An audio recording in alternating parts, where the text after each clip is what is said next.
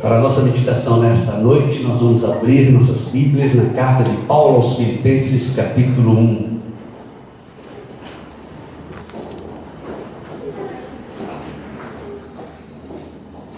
Filipenses, capítulo 1. Versículos 12 a 26. Filipenses 1, 12 a 26.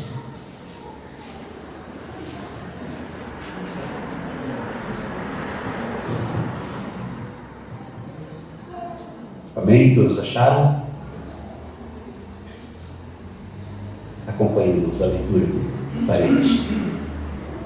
Desejo, portanto, irmãos, que saibais que tudo que me aconteceu tem, ao contrário, servido para o progresso do Evangelho, de tal maneira a ficar evidente para toda a guarda do palácio e para todos os demais que é por causa de Cristo que estou na prisão.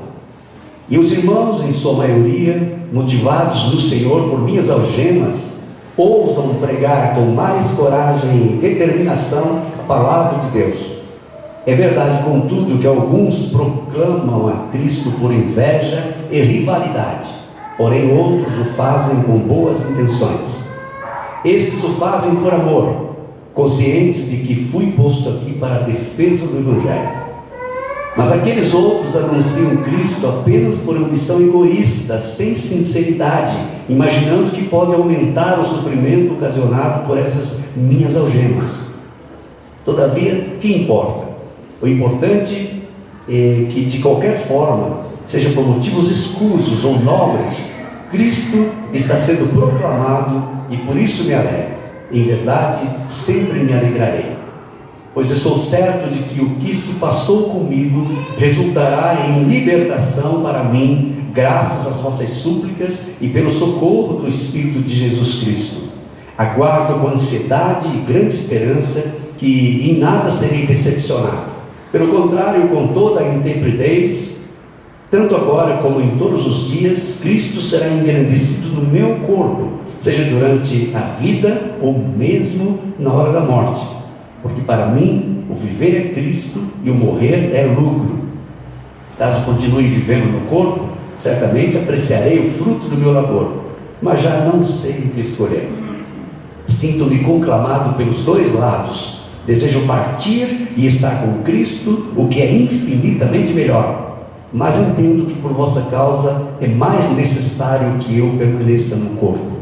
Portanto, imbuído dessa confiança, creio que vou permanecer e continuar com todos vós, para o vosso progresso e alegria na fé, a fim de que pela minha presença, uma vez mais, o vosso louvor e glória em Cristo Jesus transborde por minha causa.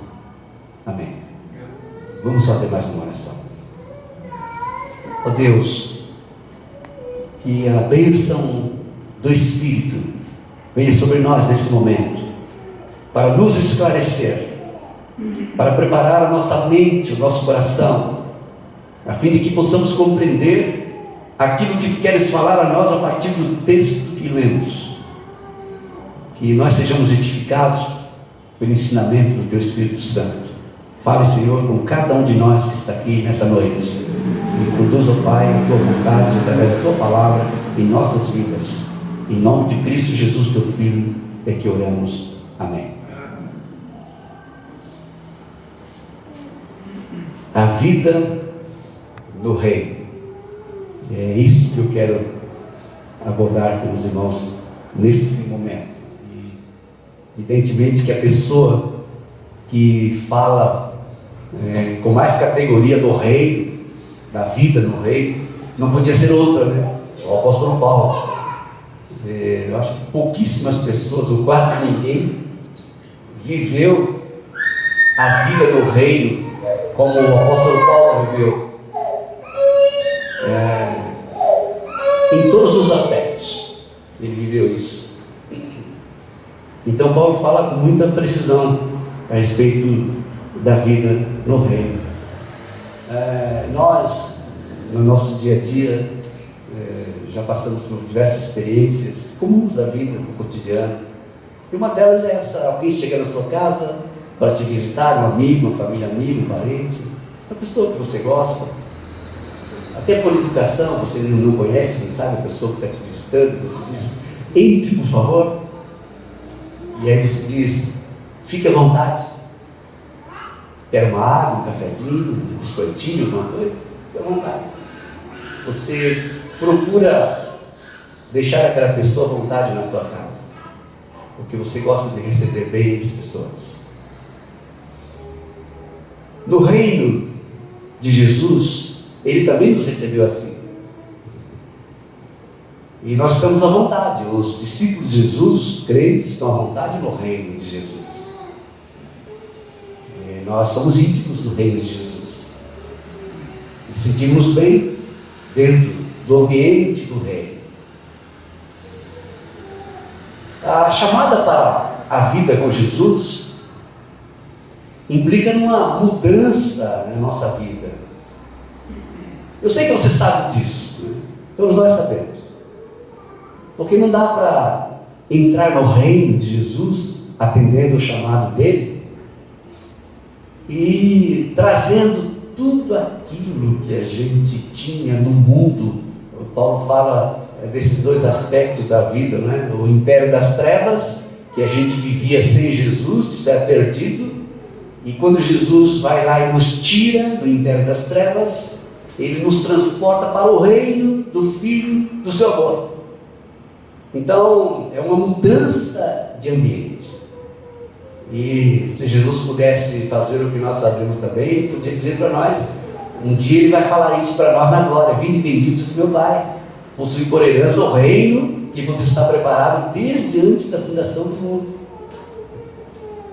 Se nós pudéssemos traduzir isso em palavras bem populares, seria isso que eu acabei de dizer. Venham, por favor, fiquem à vontade, o reino é de vocês. Eu consegui para vocês o reino. Então nós saímos do império, fomos trazidos para viver no reino. Isso implica em mudança. Não dá para continuarmos sendo a mesma pessoa, vivendo no reino, com a vida que tínhamos antes. É uma coisa tão sobrenatural, essa intervenção divina na nossa vida, operando a salvação, que essa mudança nem depende de você. Quem muda é Jesus, Ele que nos muda, Ele nos transforma. E a palavra transformar tem uma coisa transcendente, né? Porque ela é composta desses prefixos trans e formar. Então é o divino, é o transcendente habitando o nosso ser, porque a salvação traz para a nossa vida o Espírito Santo. Paulo diz que nós passamos a ser morada do Espírito Santo. Fomos transformados. Então a nossa vida mudou. Eu disse na semana passada para um grupo de irmãos aqui que o crente é sempre ex alguma coisa. Não existe um crente que não seja ex alguma coisa. Porque exatamente por causa da mudança. Ele mudou. Então ele era um mau marido. Mudou, hoje ele é um bom marido por causa de Cristo. Ele era um péssimo funcionário. Ele mudou, hoje é um bom funcionário por causa de Cristo. Tem que dar testemunho. Ele é ex alguma coisa. O crente é ex alguma coisa. Porque Jesus nos fez assim. Então, uma outra coisa nesse aspecto da mudança na vida do reino, muitos crentes não percebem isso, né? Não atinam para essa questão de a vida no reino, e que ela precisa sim ser diferente. A Bíblia diz que nós estamos responsabilizados como testemunhas do Evangelho de Jesus. Então nós temos a obrigação de viver uma vida diferente, uma vida nova, porque agora Jesus nos transformou em suas testemunhas. Nós temos que viver para Cristo e viver por Cristo e trabalhar para Ele. Agora nós somos servos e o servo trabalha. E a Bíblia nos ensina que o nosso trabalho é testemunhar do Evangelho de Cristo. Então precisamos estar bem. Imagine os discípulos de Jesus, quando Jesus os chama. Não só os 12, mas todos. Jesus não chamou só 12 discípulos, né? Ele chamou vários e continua chamando. Nós somos parte daqueles discípulos que Ele chamou e nós estamos aqui no reino. Então a vida no reino é uma vida dinâmica, complexa, difícil, implica em lutas, em renúncias, muitas vezes. E esse texto que nós lemos nos ensina um pouco disso, a vida no reino. Aí no versículo 12, nessa parte, a primeira nos ensina que ela envolve-se com a mensagem. Os súditos, os que vivem no reino, envolvem-se com a mensagem do Evangelho do reino. Somos família de Deus hoje. E nós podemos fazer um paralelo entre as demandas da família hoje com as demandas da família do tempo de Jesus, para vermos o que mudou, o que facilitou, o que está difícil. Agora, se você fizer essa análise, você vai perceber que era muito mais difícil ser discípulo de Jesus há 2000 e tantos anos atrás do que ser discípulo de Jesus hoje. As nossas dificuldades são outras, mas se você analisar bem, elas nem se comparam com as dificuldades das pessoas que vinham para o reino de Jesus há 2000 anos atrás. Olha os discípulos, por exemplo, porque para eles se identificarem como cristãos, era uma luta muito grande. No tempo do Império Romano, em Roma, por exemplo, os cristãos tiveram muitas vezes que morar embaixo de uma cidade subterrânea chamada as Catacumbas de Roma, porque eram perseguidos por causa do cristianismo. Em muitas situações da vida, eles não podiam se identificar como cristãos. Eles tinham senhas para se identificar um com o outro. Uma das senhas era aquele peixe, né? É uma das senhas para identificar que eles eram cristãos, porque senão eles seriam mortos. Então existe, para viver no reino, as primeiras demandas são pessoais, particulares, as minhas demandas.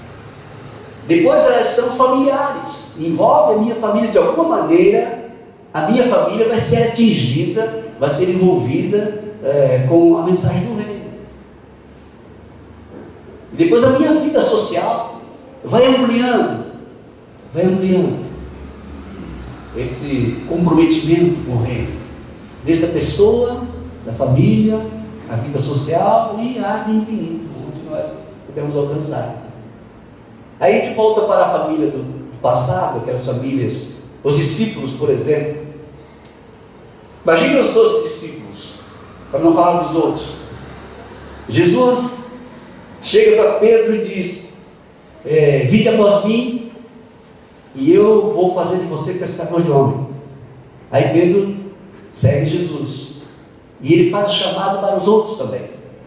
Aqueles homens, eles tinham família. Pedro era casado, Pedro tinha uma sogra. Claro que isso indica que ele era casado. Os demais também eram casados, ou se não fosse, se alguns deles. João, por exemplo, era um discípulo mais novo do colegiado. No tempo em que Jesus o chama, ele tem mais ou menos por volta de 25 anos. Provavelmente não era casado, mas ele tinha família.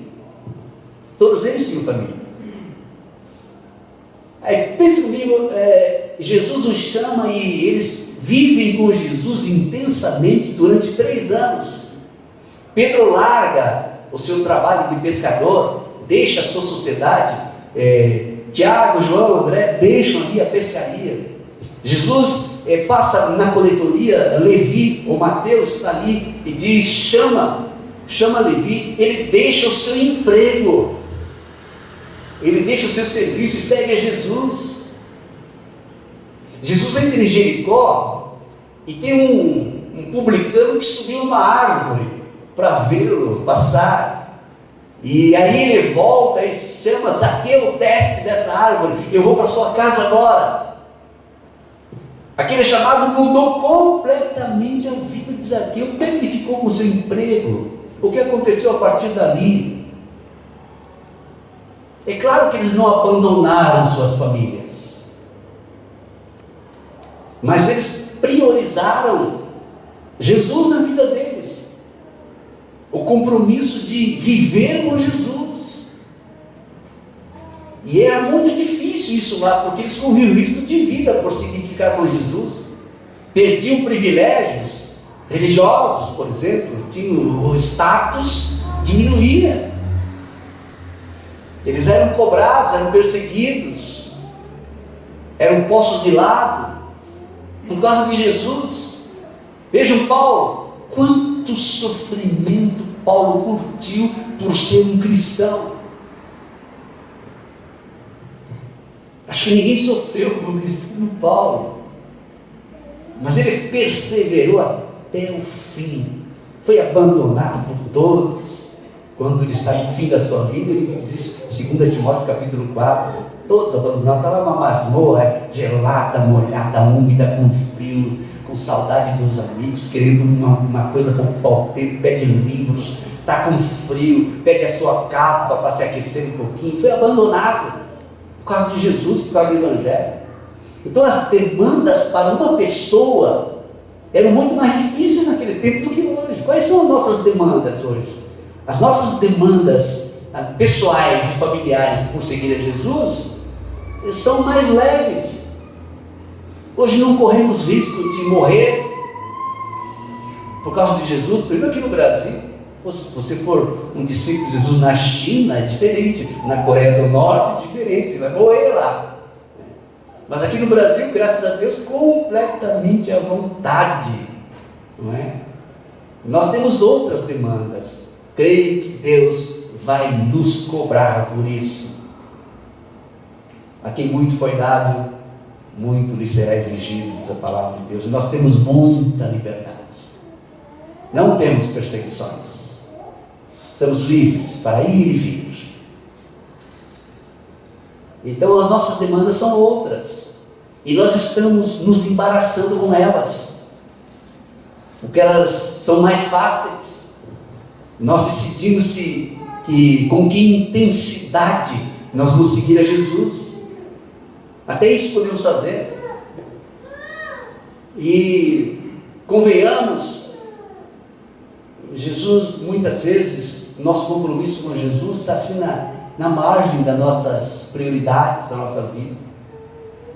Fazemos assim um certo pouco caso do compromisso com Jesus, é ou não é?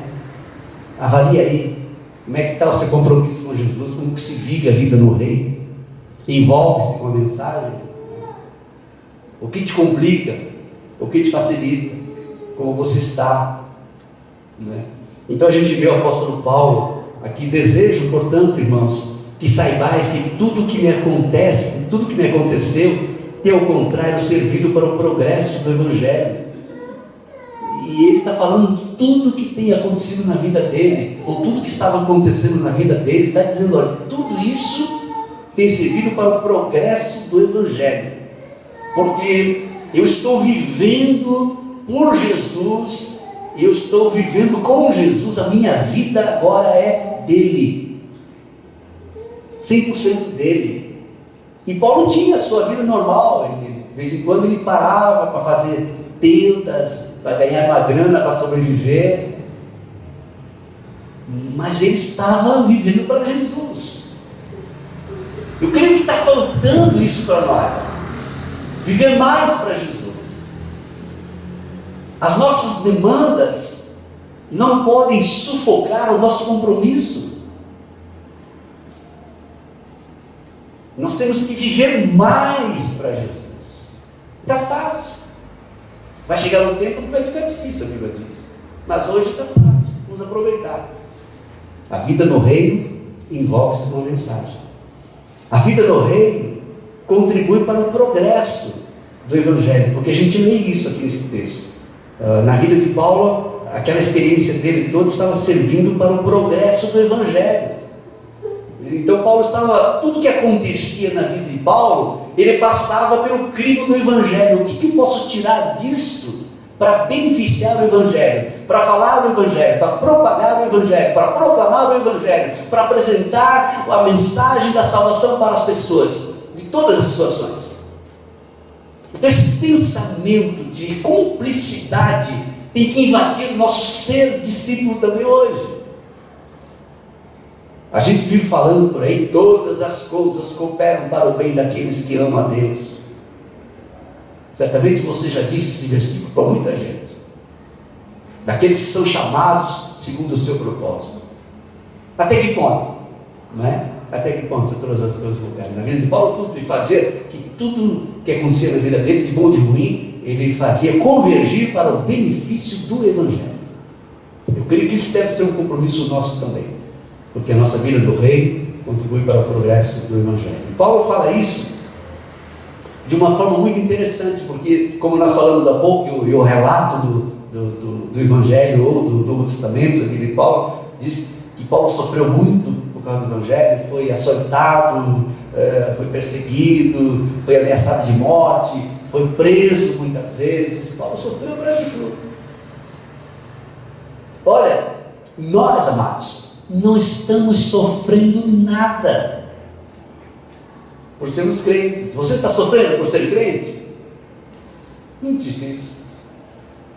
As pessoas, algumas até nos elogiam, dizem assim: poxa, como você é crente, você é tão centrado, tão sereno, parece que está tudo bem na sua vida, tem os problemas que você tem, diferente. As pessoas aí nos elogiam, é fácil ser. Isso nos responsabiliza muito, porque está fácil, e nós estamos relaxando. Isso é um problema. Olha a vida de Paulo. Paulo, ele diz assim: tudo que está acontecendo está servindo para o progresso do Evangelho, de tal maneira a ficar evidente para toda a guarda do palácio e para todos os demais que é por causa de Cristo que estou na prisão. Então Paulo está na prisão, e enquanto ele está preso, ele fala de Jesus para os guardas, e ele fala aqui da guarda pretoriana, era uma tropa de elite do Império Romano. Ele está ali sendo guardado por eles, ele está pregando o Evangelho para aqueles soldados. Naquele tempo, muitos soldados se convertiam a Jesus. No tempo de João Batista, por exemplo, aqueles policiais foram com os escribas lá, naquela onda de batismo de João, no deserto da Judéia, e aqueles soldados também entraram na fila e perguntaram: mestre, que faremos nós? E João Batista instrui os soldados: não agridam ninguém, não extrapolem no exercício das suas funções, tal, entendeu? E Paulo, então, ele prega o Evangelho para aqueles policiais, e muitos deles se converteram. As algemas de Paulo foram conhecidas dele, e ele falou do Evangelho para ele. E os irmãos, em sua maioria, motivados no Senhor por minhas algemas, ousam pregar com mais coragem e determinação a palavra de Deus. Então, a vida de Paulo motivava os outros. A vida de Paulo motivava outros crentes a viver. Eu acho que eles olhavam para Paulo: puxa, mas aquele irmão está sofrendo tanto por causa do Evangelho, e nós, numa boa.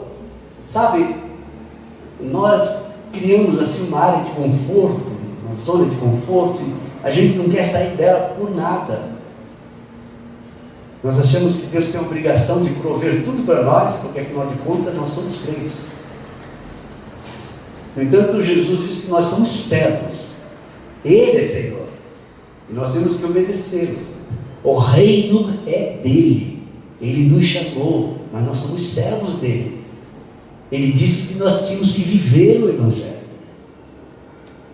E se nós vivemos bem no Evangelho, e sim, ele vai nos abençoar. A vida do reino estimula a participação de outros irmãos. E a gente percebe isso na vida de Paulo aqui, em outro momento também, na mesma carta, no capítulo 2, versículos 3 e 4, diz assim: nada façais por rivalidade, nem por vaidade. Pelo contrário, cada um considere com toda a humildade as demais pessoas superiores a si mesmo. Cada um zele, não apenas por seus próprios interesses, mas igualmente pelos interesses de outros, diz Paulo, aí na mesma carta de Filipenses, capítulo 2, versículo 3 e 4, porque a vida no reino estimula a participação de outros irmãos. A vida de Paulo estava estimulando outros irmãos, e aqui nós temos que olhar para nós hoje. A minha vida, a sua vida tem servido ou está servindo de incentivo, de estímulo para outros irmãos, porque tem crentes que estão bem, vivendo uma vida com Jesus assim, exuberante, esplêndida. E tem outros irmãos que, por algumas razões, estão desanimados, estão desistindo, estão parados, perderam a motivação de ser crentes, ou de viver como crentes mesmo no reino. E o que faremos por ele? O que estamos fazendo? A minha vida está servindo de incentivo, de estímulo para eles. Então nós não temos que nos preocupar só conosco mesmos.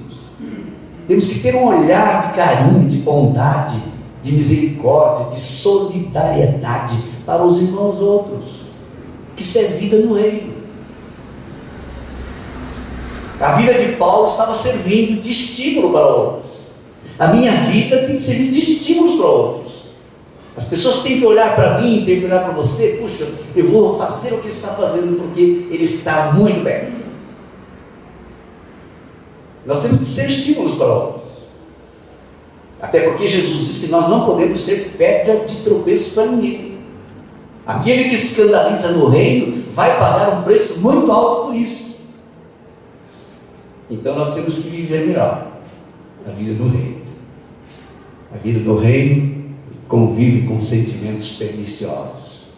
Claro que não é fácil viver uma vida de crente no reino de Jesus, porque o reino de Jesus está estabelecido aqui nessa terra, né?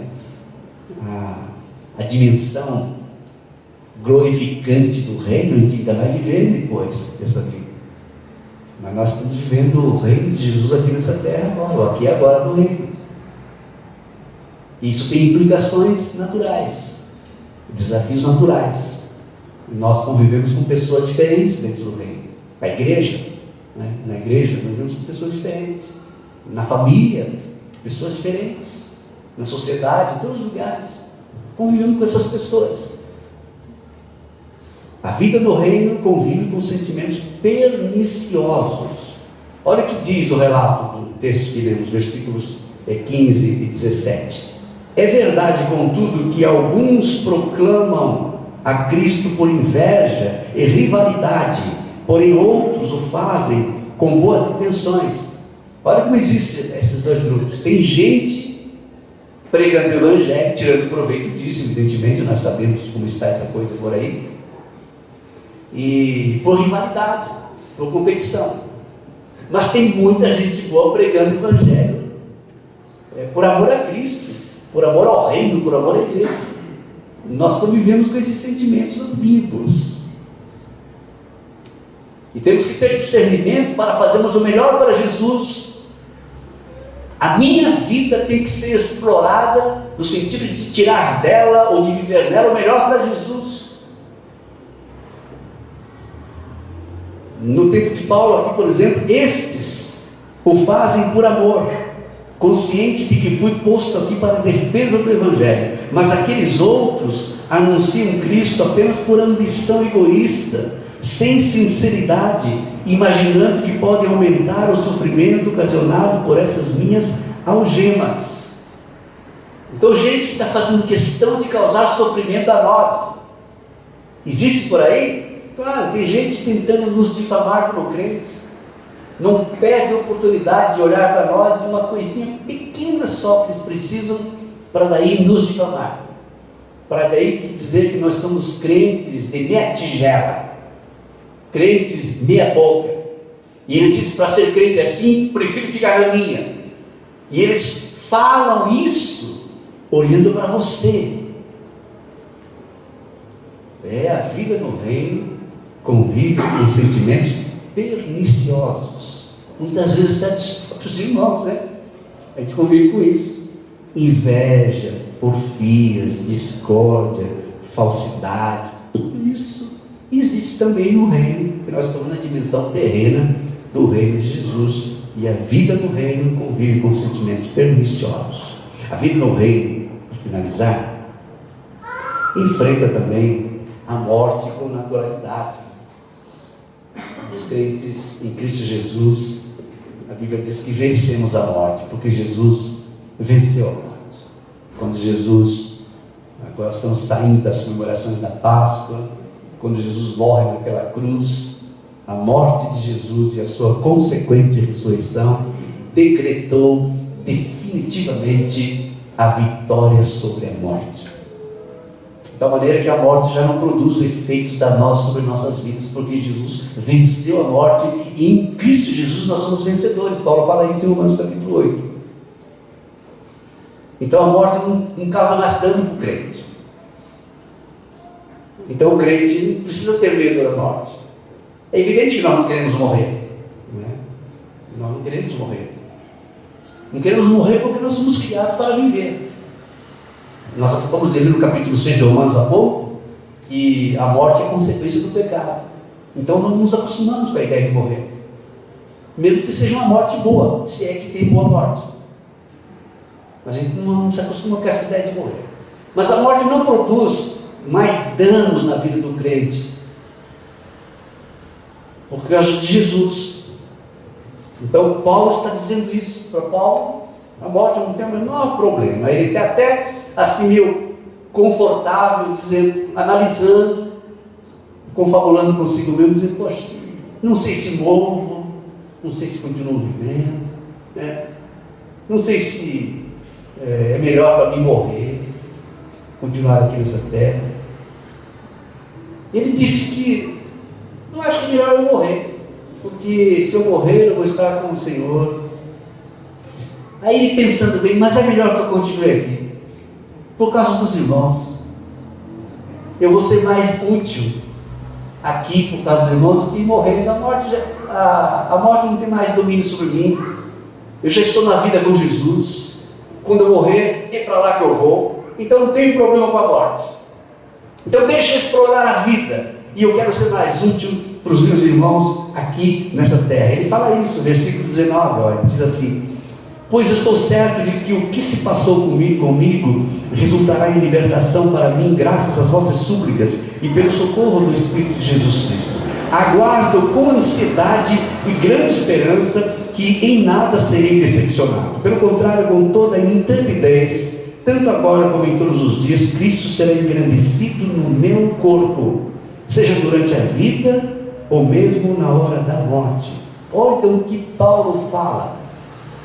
Jesus será engrandecido no corpo dele. Jesus precisa ser engrandecido no nosso corpo. Porque para mim, ele diz, porque para mim o viver é Cristo e o morrer é lucro. Assumir nessa intensidade o compromisso com Jesus é uma coisa para poucos. Assumir o compromisso com o reino de Jesus, como Paulo assumiu, é para poucos. Mas nós precisamos assumir isso, de tal maneira que Paulo diz, olha, para mim o viver é Cristo. Eu estou com Ele, eu vivo para Ele, a minha vida é Jesus, eu vivo para Jesus, eu sou 100% dele. Tudo que eu faço na minha vida, tudo que existe na minha vida, eu existo para Jesus. Tudo que está na minha vida tem a ver com Jesus. Às vezes, em nossas vidas de crentes por aí, tem coisas que estamos assumindo em nossa vida que não tem nada a ver com Jesus. Isso embaraça, isso atrapalha, isso confunde. Então Paulo diz, para mim, o viver é Cristo e o morrer é lucro. Ele não tem problema com a morte. Como falamos, o crente não tem problema com a morte. Caso continue vivendo no corpo, certamente apreciarei o fruto do meu labor, mas já não sei o que escolher. Temos o conforto, temos a liberdade de escolher. Não tem problema se a gente fica aqui ou passa dessa literalmente para melhor, porque somente aquele que está em Cristo morre passando dessa para melhor. Porque as pessoas falam por aí, né? Morreu fulano de tal, morreu. Passou dessa para melhor. Será? Se estava em Cristo Jesus, se tinha vida em Cristo Jesus, realmente ele passou dessa para melhor. Mas se morreu sem Cristo, não é? Para não decretar a tragédia total sobre eles, vamos pôr assim uma grande interrogação, porque Deus é soberano. sabe o que faz com as vidas. De repente aquela pessoa em algum momento se arrependeu, entregou a vida a Jesus, não sabemos. Aquele ladrão da cruz, um deles, no estertor da vida, foi salvo assim na pá do remo, Jesus, lembra-te de mim quando vieres o teu reino. Jesus disse, você vai estar comigo hoje no reino. Salvo. Ele fez profissão de fé, mas não fez batismo, não se tornou membro de igreja, não teve tempo de testemunhar na igreja, olha como era assim, eu era um ladrão, tal, fui salvo por Jesus na cruz, tal. Não teve tempo de fazer nada, simplesmente ele foi salvo no último respiro da sua vida. Dali a pouco as suas pernas foram quebradas, ele foi sepultado e pronto. Mas no geral a gente olha assim, quem morre sem Jesus está perdido.